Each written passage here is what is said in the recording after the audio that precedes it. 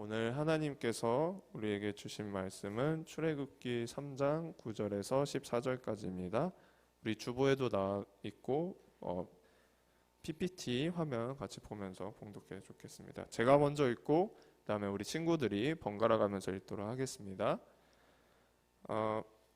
이제 가라. 이스라엘 자손의 부르짖음이 내게 달하고 애굽 사람이 그들을 괴롭히는 학대도 내가 보았으니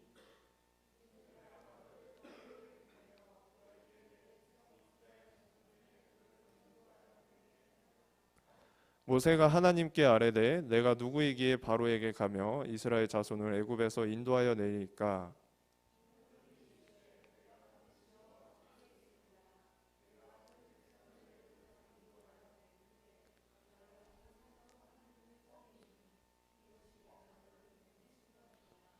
자, 모세가 하나님께 아뢰되 내가 이스라엘 자손에게 가서 이르기를 너희의 조상의 하나님이 나를 너희에게 보내셨다 하면 그들이 내게 묻기를 그의 이름이 무엇이냐 하리니 내가 무엇이라고 그들에게 말하리이까. 다 함께 읽겠습니다.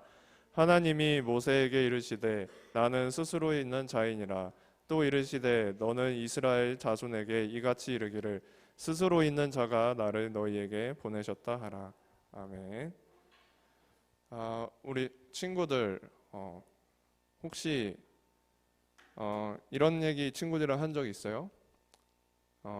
인생 망했다 한 적 있어요? 주은이? 이번 주에 했나요 혹시? 성은이 인생 망했다 이런 말 한 적 있어요? 한 적 있어요? 그랬어요? 왜 그런 말을 하게 된 것 같아요? 성은이는? 그렇게 뭔가 안 좋은 행동을 했을 때 나는 밑바닥이구나 이렇게 성은이는 얘기했어요. 자, 이망생이라는 말이 있어요. 우리 친구들이 익숙할 수 있는데 이게 무슨 말이냐면 이번 생은 망했어 라는 뜻이에요. 그래서 우리 친구들이 지금 20대가 가장 많이 쓰는 말이라는데 아마 우리 친구들도 들어봤을 것 같아요. 3월 모의고사 얼마 전에 했죠. 또 중간고사도 다 하고 있고. 우리 주은이 3월 모의고사 어땠나요? 웃고 있는데 조금 실망스러웠을 수도 있을 것 같고. 이현이는 어땠어요? 3월 모의고사 절레절레 이렇게 고개를 흔들어요. 꼭 고등학교 1학년 때 시험을 치르면은 모두가 겪는 현상이 있는데 뭐냐면은 난 진짜 공부 못하는구나. 이번 생은 글렀다. 나는 스카이 못 가겠네. 다음에 태어나서 서울대 가야지. 뭐 이런 말들을 친구들이랑 장난으로 많이 했던 것 같아요. 아마 우리 친구들도 똑같이 그런 얘기하고 다녔을 것 같은데 진짜 우리 친구들이 인생이 겨우 그런 걸로 망할까요? 또는 내 옆에 진짜 답 없어 보이는 친구들 보면서 와, 쟨 진짜 나중에 저거 막장으로 살겠다라고 우리가 말해도 진짜 그 친구가 지금 그 청소년 한순간 뭐 잠깐 짧은 순간에 잠깐 방황한다고 해서 인생이 정말 망한 걸까?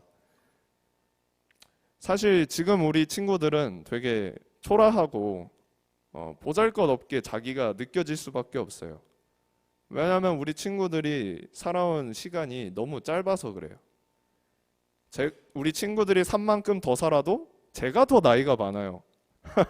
그렇게 이야기하면 좀 와닿으려나? 우리 유리가 산 만큼 더 살아도 유리가 지금 나이가 몇이죠?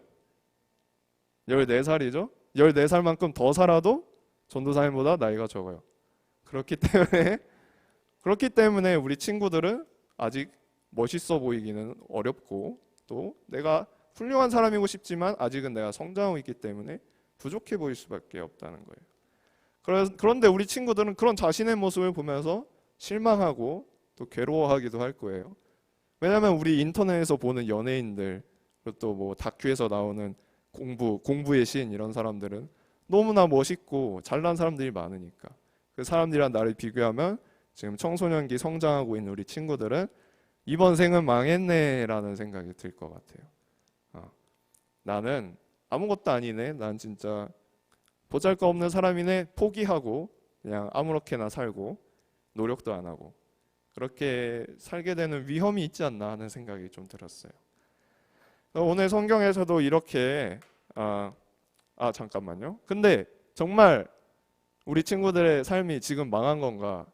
이 그림을 같이 보면 좋겠는데 이생망하고 이제 절벽으로 굴러 떨어지고 있어요. 나락을 가고 있어요. 3월 모의고사가 막 뭐 7등급, 5등급 이렇게 나왔어요.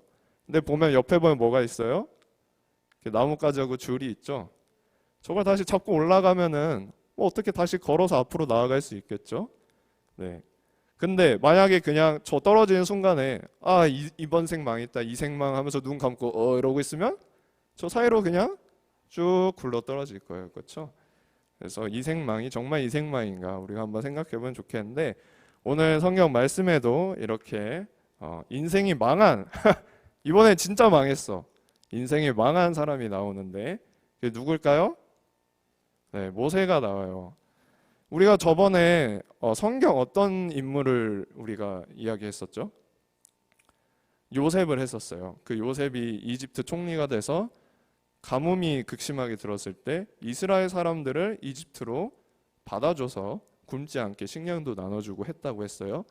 그 요셉 아래서 이스라엘 사람들이 아주 잘 먹고 잘 사다가 어느 순간에 이제 이 파라오가 이스라엘 사람들 저거 자꾸 힘이 세지고 그러니까 저거 안 되겠다 노예로 부려먹자 해가지고 이제 이스라엘 사람들 괴롭히기 시작해요. 요셉이 죽은 후 아주 오래 후에.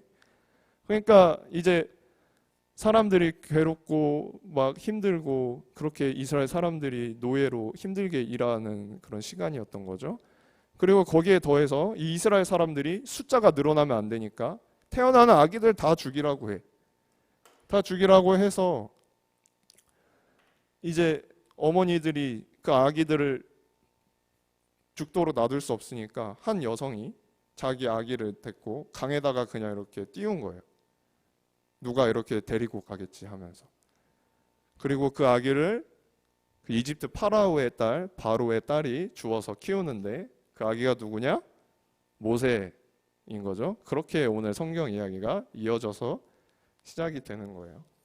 그러니까 원래는 이스라엘 그 노예 취급받던 이스라엘의 사람의 아기지만 아이러니하게도 그거를 죽이려고 했던 그 파라오의 딸에게 입양이 돼서 키워지는 그 사람이 모세인데 그럼 모세는 어떤 사람으로 지금 자란 거예요?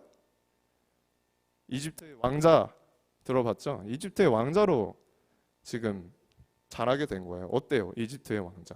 당시 3,500년 전에 가장 강력한 나라의 왕의 아들로 입양돼서 자라면은 엄청 잘 살았겠죠?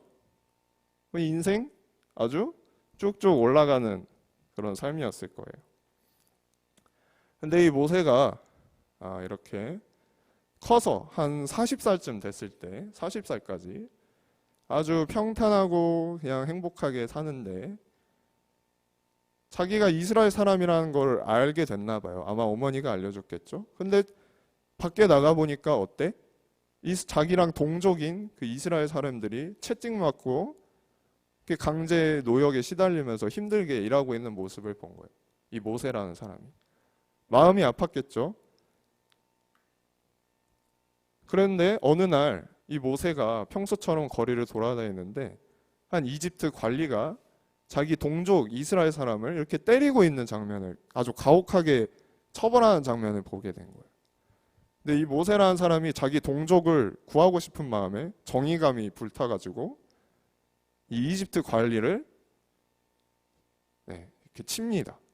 그리고 이 일을 비밀로 묻어버려요. 그러니까 자기 동족을 돕고 싶은 마음에 살인을 저질러요. 근데 그 다음에 어떤 일이 일어나냐 하면은 두 이스라엘 사람이 싸우고 있는 걸 모세가 봐서 말리려고 했는데 그 동족, 자기가 구했던 그 동족이 이 모세한테 뭐라고 하냐면은 너 그때 사람 죽이지 않았어? 너 이스라엘 사람 죽였잖아. 너 그 이집트 사람 죽였잖아. 너 내가 그거 다 읽을 거야, 다 말할 거야 라고 오히려 모세를 공격하는 거예요. 자기 동족이. 근데 그 일이 누구한테 알려졌냐? 파라오한테 알려진 거죠. 이 파라오가 이 사실을 알게 되고 이 모세를 잡으라고 군사들을 보내니까 모세가 어떻게 해야 돼요? 도망가야 되겠죠. 그래서 이집트의 왕자였던 40살까지 정말 잘 살고 불행이 뭔지 모르면서 살았던 그 모세가 그 일 한순간으로 인해서 쫓겨나고 도망치는 신세가 돼요. 그래서 이망생, 망한 인생이 된 거죠. 도망가면서 어떤 일을 하냐? 목동으로 지내게 돼요. 그냥 양치면서 그냥 평범하게 남들처럼 그냥 떠돌면서, 원래 자기가 있던 집에서 쫓겨나서 자기 동족들과도 함께하지 못하고 되게 비참한 그런 인생을 살게 되는 겁니다. 그게 오늘 말씀의 이제 배경이에요. 말씀이 시작된 배경, 모세가 쫓겨나고 되게 비루한 삶을 이어가고 있었던 순간에 일어나는 일들인데, 어떤 일이 생기냐? 오늘 말씀 9절을 같이 보니까 어떻게 써져 있냐면은, 이스라엘 자손의 그 부르짖음, 하나님 저희 너무 괴롭습니다, 저희 이렇게 살 수 없습니다, 저희를 구해 주십시오라고 하는 외침이 하나님에게까지 들렸다고 합니다. 그래서 이 하나님이 이제 이 소리를 들으시고 어떤 액션을 취하고자 하시는데, 어떤 일이 일어나냐? 평소처럼 양을 치고 돌아다니던 모세가 갑자기 무언가를 발견합니다. 보니까 저기 언덕 위에 뭔가 빛이 보이는데 떨기나무가 불타고 있더라는 겁니다. 근데 불타면 불타는 누가 불 붙였을 수 있지. 근데 그 떨기나무가 빛이 사그러들지 않고 계속 타고 있는 거예요. 어떻게 저럴 수가 있지? 하고 궁금해서 가까이 다가가니까 하나님의 음성, 하나님의 말씀이 들렸다는 겁니다. 하나님의 거룩한 장소에 너가 들어왔으니 신을 벗고 내 말을 들으라 라는 말씀을 듣게 되는데, 그때 이제 하나님이 하시는 말씀이 바로 오늘 우리가 읽은 출애굽기 3장 9절부터의 말씀인데, 9절에 뭐라 그러세요? 이 모세에게 내가 너를 통해서 뭘 할 건지를 알려주세요. 이스라엘 사람들이 너무 괴로워해서, 그 애굽 사람들이 이스라엘 사람들을 괴롭히는 게 너무 심해져서 10절에 내가 이제 너를 그 이집트의 파라오, 그 모세를 죽이려고 했던 이집트를 다스리는 파라오한테 보내서 그 이스라엘 백성들을 구해내게 하겠다라고 말씀하십니다. 그러니까 11절에 모세가 이 말을 듣고 얼마나 황당했겠어요? 되게 비루한 인생, 자기가 예전에 그 이집트의 왕자였으면 몰라. 근데 쫓겨나고, 왕궁에서 쫓겨나고 그 죽임, 이제 비루하게 살고 있는 평범한 사람으로 살고 있었는데, 자기 보고 그 파라오랑 이제 대적해서 그 백성들을 구출해 나라라는 말을 들으니까 어이가 없고 당황스러웠겠죠. 그래서 12절에 뭐라고 하냐면, 11절에 뭐라고 하냐면, 모세가 도대체 내가 누구이기에 하나님께서 나를 보고 그 이스라엘 자손들을 이집트에서 이끌어내라고 하시는 겁니까? 그럼 제가 어벤져스입니까? 그런 거를 할 수 있을 리가 없지 않습니까? 라고 말합니다. 그럼 여기에 대한 하나님의 대답이 12절인데, 12절에 하나님이 뭐라고 하시면요, 내가 반드시 너와 함께 있겠다. 모세가 당연히 평범하고 보잘것없는 사람이지만 그 파라오에 맞서서 이스라엘 백성들을 이끌 수 있다고 말하는 이유는 하나님이 함께 하실 것이기 때문이라고 답을 해주시는 거예요. 여기서 중요한 건 뭐예요? 모세가 어떤 사람이냐가 중요한 게 아니라 모세가 함께하는 사람이 누구냐라는 게 중요하다는 거예요. 모세와 함께한 모세 옆에 있는 사람이 누구냐라는 거예요. 그럼 모세가 그건 알겠어. 그건 알겠는데, 그럼 내 옆에 계신 하나님은 어떤 사람입니까? 어떤 사람이냐? 어떤 분입니까? 라고 물어봐요. 13절에. 내가 이스라엘 백성들한테 가서 나를 보내신 그 하나님이 어떤 분이라고 내가 설명해야 됩니까? 내가 무엇이라고 그들에게 말해야겠습니까? 라고 물어봅니다. 그래서 하나님이 도대체 어떤 분이시길래 내가 하나님을 믿고 의지하고 나아가서 바로한테 내가 하나님께서 이렇게 말씀하셨으니까 이스라엘 백성들을 풀어주세요라고 말할 수 있는 근거를 좀 주세요라는 거예요. 하나님이 도대체 어떤 분이시길래. 그래서 14절에 하나님이 또 대답하십니다. 우리 친구들 지금 주보에는 이렇게 돼 있을 거예요. 나는 나다. 그리고 오늘 우리가 읽은 말씀에서는 나는 스스로 있는 자이다. 이렇게 돼 있는데, 이게 우리 친구들이 보면은 무슨 뜻인지 잘 모를 거예요. 뭐 스스로 있는 자, 뭐 나도 스스로 있는데? 이렇게 생각할 수 있지만, 이게 성경이 기록된 언어예요. 우리 친구들 보면 성경이 기록된 언어인데, 잘 보면은 이쪽 부분 이제 뭐뭐다라는 이제 1인칭 보통 단수형 미완료 형태. 우리 친구들이 영어 많이 배우죠? 영어에서 뭐라 그래요? 현재 진행형. 현재 진행형이 뭐예요? 어떤 일이 끝나지 않고 계속되고 있는 상황을 나타내는 문법 우리가 현재 진행형이라고 하잖아요. 그러니까 오늘 우리가 한글로 읽으면은 이게 잘 안 와둘 수 있는데, 이 히브리어 원문을 다시 우리가 조금 뜻을 생각하면 어떻게 되냐면은, 나는 나로 있는 중이다. 그러니까 나는 스스로 있는 중이다. 무슨 말이냐면 나는 한 번도 스스로 있지 않은 적이 없다는 거예요. 현재 진행형이라고. 계속 나는 존재하고 있는 자, 항상 존재하는 자. 그럼 존재한다는 건 뭐예요? 내 옆에 있다는 거잖아요.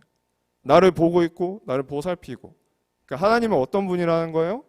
행동하시는 존재라는 거예요. 모세가 왜 하나님을 믿고 의지할 수 있냐고 물어봤을 때, 나는 항상 존재하고 있으니까, 너 옆에 있으니까. 나는 행동하는 존재야. 내가 시킨 일을 못하게 됐을 때 그냥 방치하지 않아. 나는 행동해. 너가 그 일을 할 수 있게. 라고 지금 모세에게 말해주고 있는 거예요. 그래서 모세가 이제 이 말씀을 듣고 하나님의 부르심에 응답하죠. 제가 가겠습니다. 그리고 사람들에게 가서 말하죠. 하나님이 여러분을 이집트에서 이끌어내라고 보내셨습니다. 그게 오늘 우리가 읽은 그 모세의 이야기입니다. 그래서 오늘 이야기는 우리에게 무엇을 말해주냐면요. 모세 1차원적으로 모세는 하나님에게 부름을 받았고 또 하나님에게 보내심을 받은 사람인데, 결정적으로 하나님이 함께 하셨기 때문에, 또 하나님이 모세에게 항상 나는 너의 옆에서 너가 행동하는 존재라는 것을 알려주셨다는 게 중요한 거예요.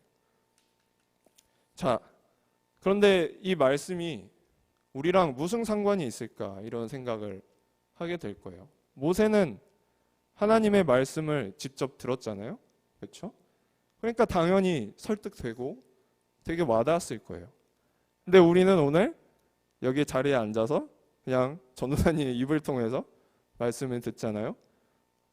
그러면 이런 생각 들 수도 있어요. 나도 당연히 모세처럼 불타는 떨기나무 보고 하나님이 직접 나한테 말씀하시면 나도 당연히 그렇게 부르심에 답하고 나도 할 수 있어요 라고 생각할 수 있어요. 근데 중요한 건 뭐냐면요, 모세도 처음부터 바로 그렇게 하나님의 음성을 들은 게 아니라는 거예요. 모세가 어떻게 하나님의 말씀을 듣게 됐죠? 평소처럼 살다가 일상 가운데 뭘 봤어요?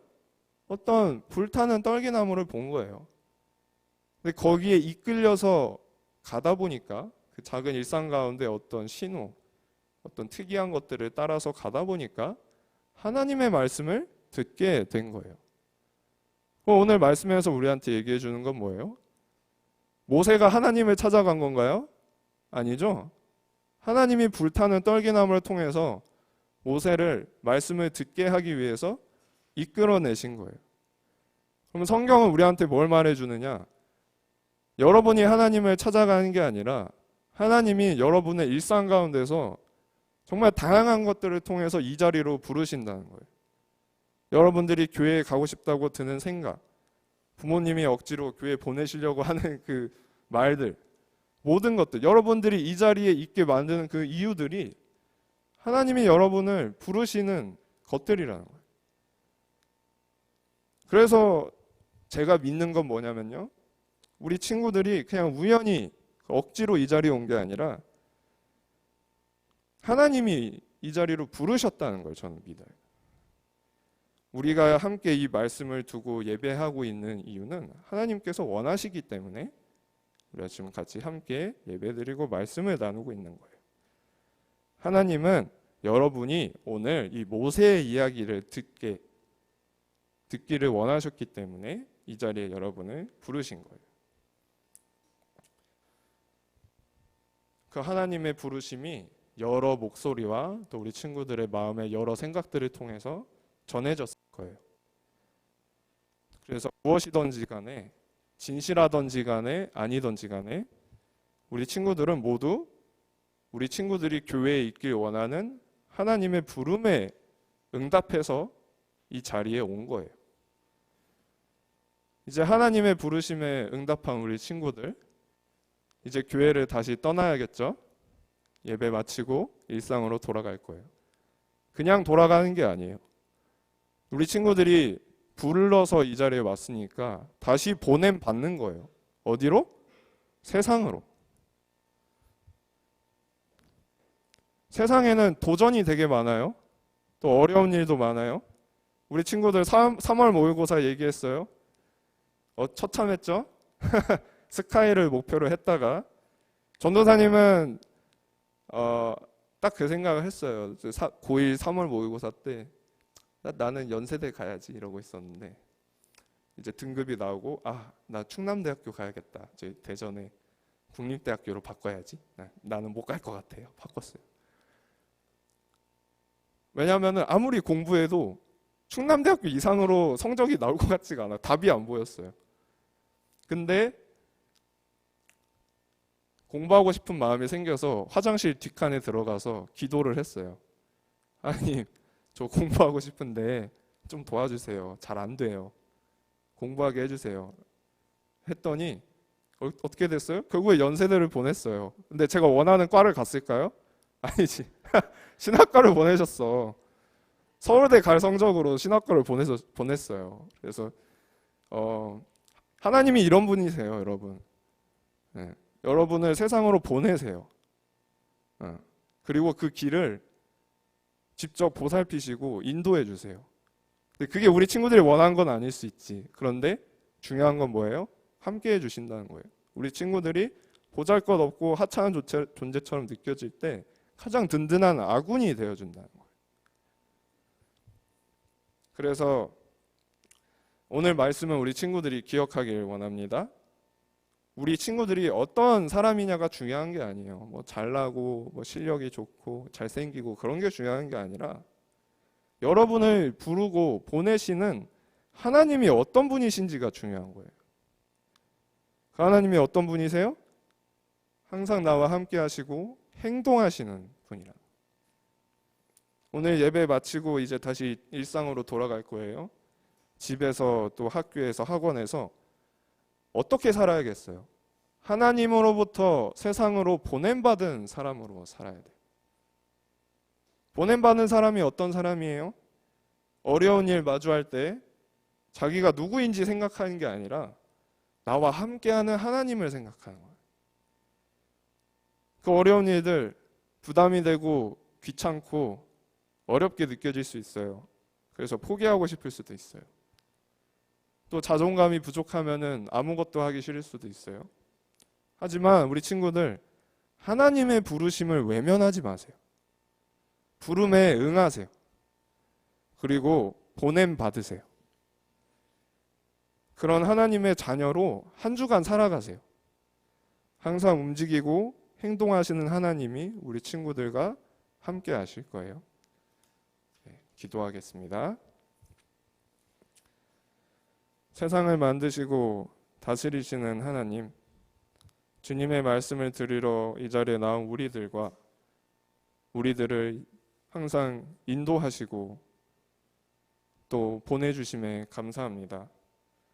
오늘 주신 말씀을 통해 주님은 항상 우리 이 자리로 부르시고 찾으시며 또 우리를 다시 그 말씀을 통해 세상으로 보낸다는 것을 깨닫게 해주시니 감사합니다.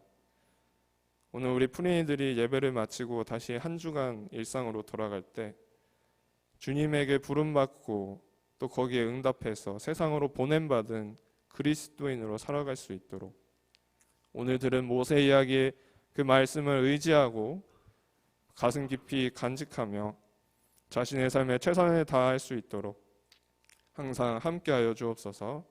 감사드리며 우리 주 예수 그리스도의 이름으로 기도합니다.